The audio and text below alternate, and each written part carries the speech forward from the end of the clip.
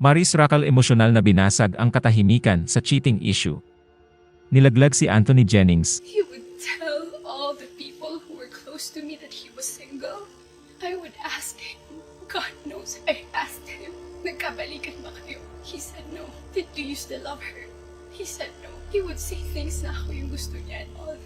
I really asked him so many times.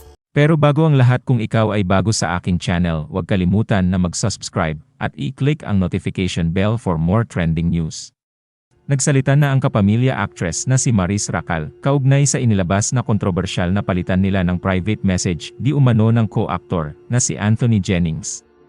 Matatandaang matapos ang kumpirmasyon ni Anthony na hiwalay na sila ng dating nobya na si Jam Villanueva, hindi nagtagal ay nilabas ni Jam ang kanyang saloobin, gayon din ang di umano'y naging mitsa ng kanilang hiwalayan ni Anthony.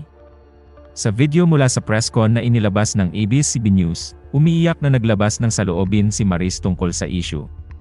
Sinabi ng aktres na tinatanggap niya ang pananagutan sa lahat. Sinabi niya na nagsimula ang lahat noong Hunyo nang siya ay nasa isang dark place. Nang maramdaman niya ang namumuong atraksyon sa pagitan nila ni Anthony, hinayaan niya ang sarili na ma-carried away ng kanyang emosyon. Noong panahong iyon, sinabi ni Maris na siya ay nasa isang vulnerable na lugar dahil siya ay malungkot at bago mula sa isang breakup.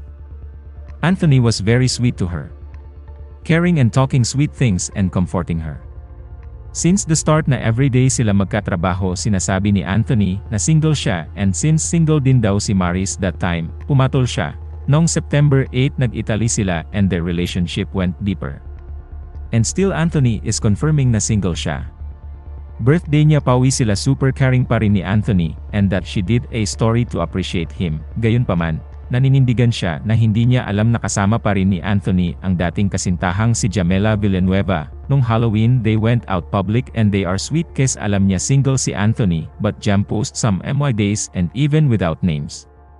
And the bashing started daw. Ilang beses daw niya inask si Anthony and he gave her an assurance na single siya. And kinumusta niya si Jam because she is trying to just check Jam's well-being kasi alam niya na tinutulogan siya ni Anthony sa medical stuff.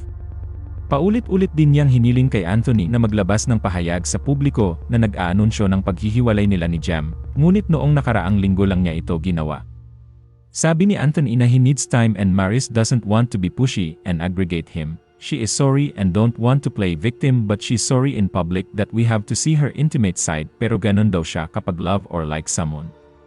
Sinubukan niyang makipag-ugnayan kay Jam para malaman kung ano ang nangyayari, ngunit wala siyang nakuhang anumang tugon at ikinalulungkot niya si Jam.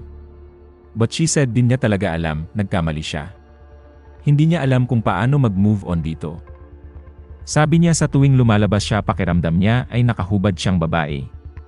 And she's sorry sa mga taong sumuporta sa kanya, ngunit magpapatuloy siya sa pagtatrabaho at siya ay tao lamang. Bottom line, si Anthony may kasalanan, ayon sa kanya.